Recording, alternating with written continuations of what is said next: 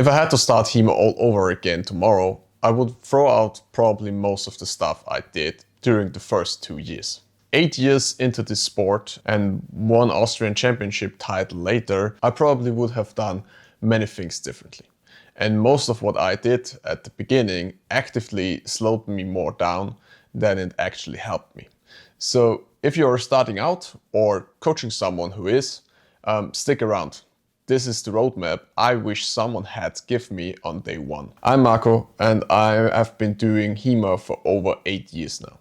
My origin actually starts in the early medieval reenactment scene, so my first contact with historical fencing was with the sword and the round shield, which naturally led me to sword and buckler. And that's how I ended up working with the 133, or many people know it as the Towerfechtbuch. But what really pulled me in from day one was the longsword. That's why I started looking for a proper Hema club pretty early on. 8 years into it, and now I'm sitting here as a one-time champion in longsword and sword and buckler. And I'm also ranked in the top 200 internationally when it comes to saber, longsword and sword and buckler. But why I'm telling you all of this? The reason is simple. This year I started teaching my first longsword class, and now I spend every week thinking about the same question. How do I get new people fencing as good as possible in the fewest time possible? So I want to share a few thoughts on that and what I do if I had to start from zero again, with one specific goal in mind: getting good at longsword as fast as possible. So whether you are a coach asking yourself the same question or a complete beginner who just walked into his first fencing class, drop me a comment and let me know what your experience has been. I do love to hear about it. Let's get into it. So the obvious point first, gear matters in Hema. You literally can't start without it. But the question is, what do you buy and when? And when I started, I had a mask, light gloves and some basic protective gear left over from my reenactment days. For those of you who remember the good old days, Hema specific gear simply didn't exist the way it does today. And because I want to get into sparring as fast as possible, I bought a lot of stuff early on that turned out to be completely waste of money. And other things I bought just because I thought they looked cool. And yeah, they sort of did the job, but only after I do modify them to actually work.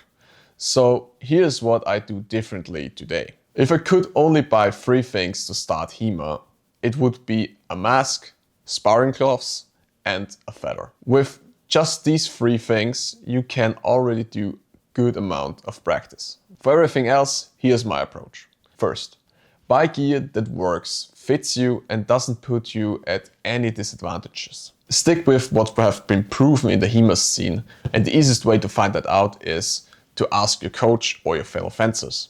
Ask them what they would recommend, and more importantly, ask them why.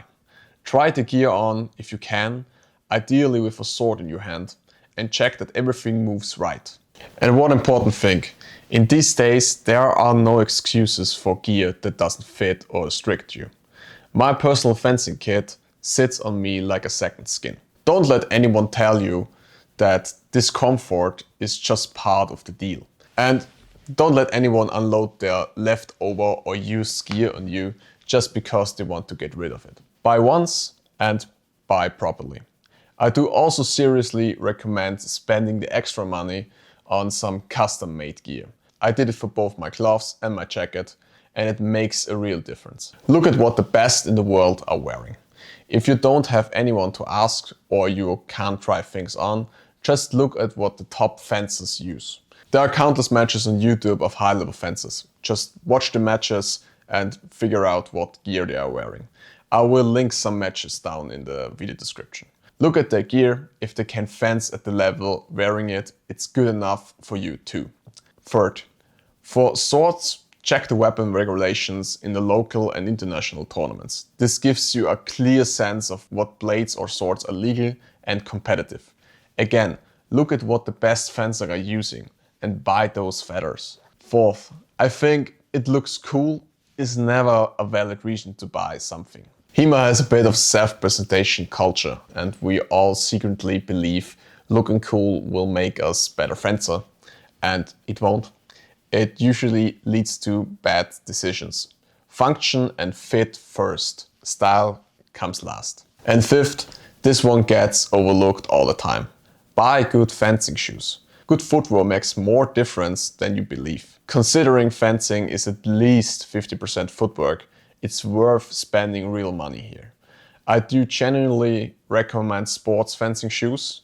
The grip, the support, the way they transform your movement is just like night and day. And now, since we are already on the topic about footwork, let's talk about training.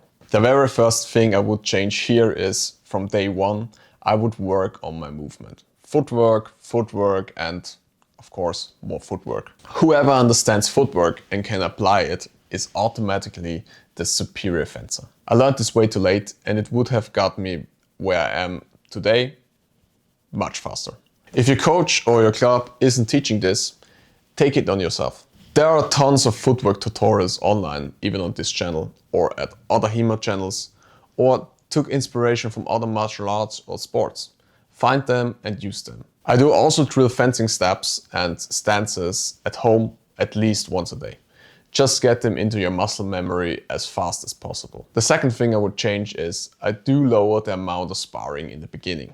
And I say this as someone who is a big fan of getting people into sparring very early on. But here's the thing. In sparring, you can only apply what you already know. So you end up doing a few things really good and getting stuck there because you never practice anything else. So I do push much harder for partner drills, reaction drills, cutting drills, and all the things that link footwork and technique together before I throw them into sparring. And third, focus on fewer specific techniques and more on the fundamentals.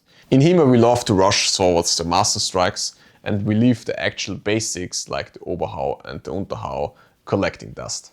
But those are our bread and butter. So learn simple attacks first and the rest follows anyway. If I had to pick just 5 things from the longsword to focus on, it would be a simple Oberhau, an Unterhau from one side, a good parry post, one simple thrust and one hand snipe. And all of those coming out from Pflug or Langort. That's it. Those are the basics. Only once those are sitting properly, I would move on to other guards and techniques. When I started Hema, the first swords I got in my hands were the description of Peter von Danzig and the 133, the Tower of Fechtbuch. These were the two inspirations, and I spent a lot of time trying to make the techniques I saw in those manuscripts work. Today my approach would be differently. Instead of being obsessed with making a handful of cool looking techniques work, I do ignore the techniques entirely at first and focus more on the underlying principles of the fencing manuscripts. Most what I really need to know is sitting right there in the preface of the source. For example, Peter von Danzig tells you not to push after strike, because otherwise you won't have joy in the art of fencing. The 133 tells you that to be on top of your opponent's blade is superior. The principle of strong and weak on the blade.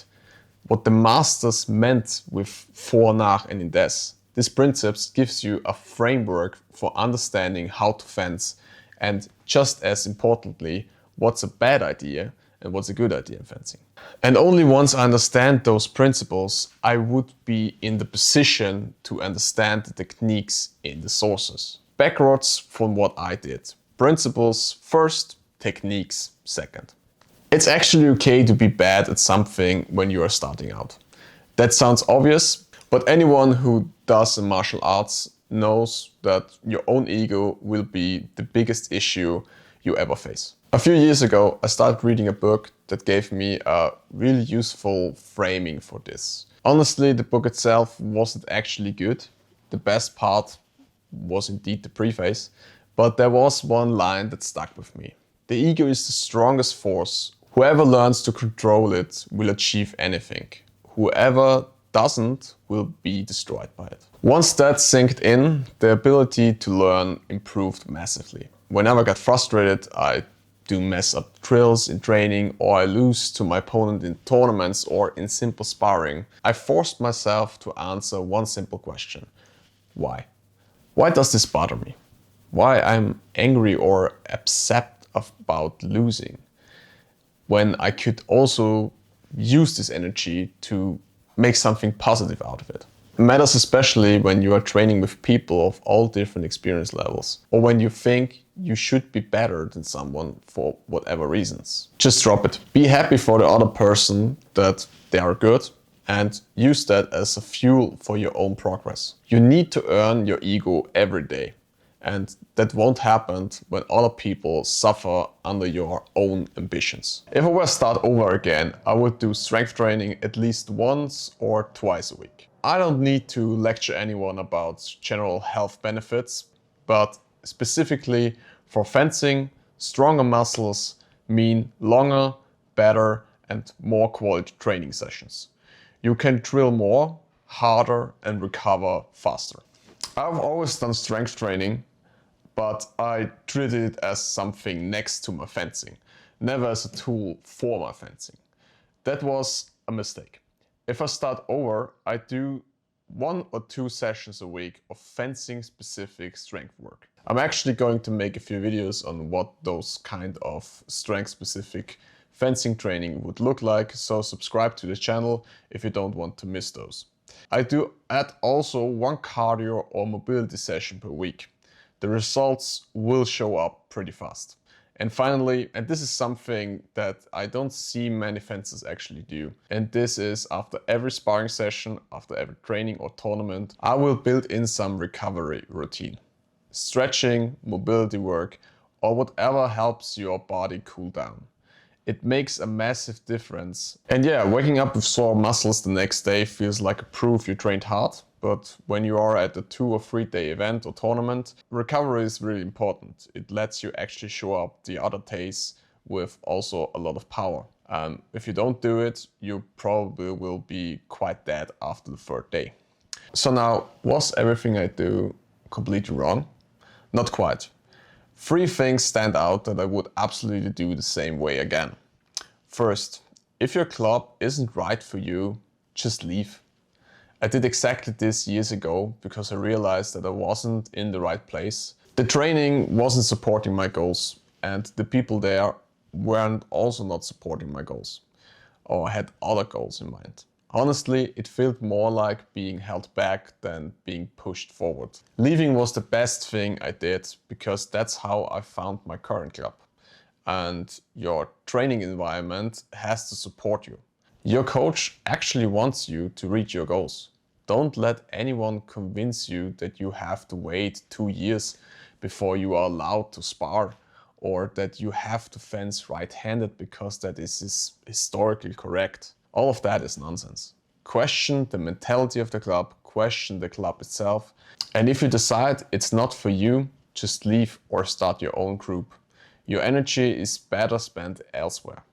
Second, get to competition as fast as possible.